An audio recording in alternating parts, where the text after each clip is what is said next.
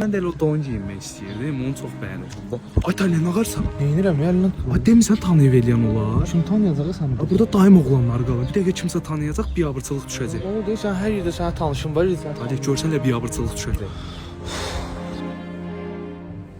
Ay Talya, nə qarsan yenə?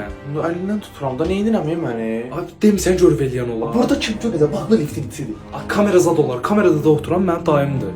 Da nə oldu səni, dayındır? Kimsə görüb eləyən çıxaq. Nə qarsan ay Talya? Öpürəm, da neynirəm? Demisən 20 mərtəbədə mənim xalam gil qalır. Demisən görər. Da nə oldu? Da oradan bura necə gördü o? Ay Talya, görsə biabırçılıq düşəcək, xəbərin var? Mən bilirəm hara gedəcək. Yaxşı. Ay Talya, bura haradır mən gətiribsən? Gəl, bezdirmisən mən. Nə olar gəl, məcbur çıxdıq bura, ağarım. Sən ağzından bar yox gələ, bir dənə bu skandikdən at. Ağzın tərabətdənsin. Onlar qutaraq dana bir qurban olun, olar öpüm də bir dənə. Ay Talya, dəli sən burada tanış zad olar. Ay burada sənin nə mamut balasısan, sənin dinozavrsan, sənin tanışın ola burada.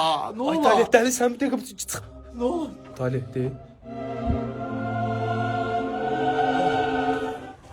Sen Martin iguanası dinozavru var. Ay iftarə çatmışsan qızı bura. Hara gəl, danışa bilirlər. Sen kardeş bir diye geleyim. Oha! Gel bura. Bura.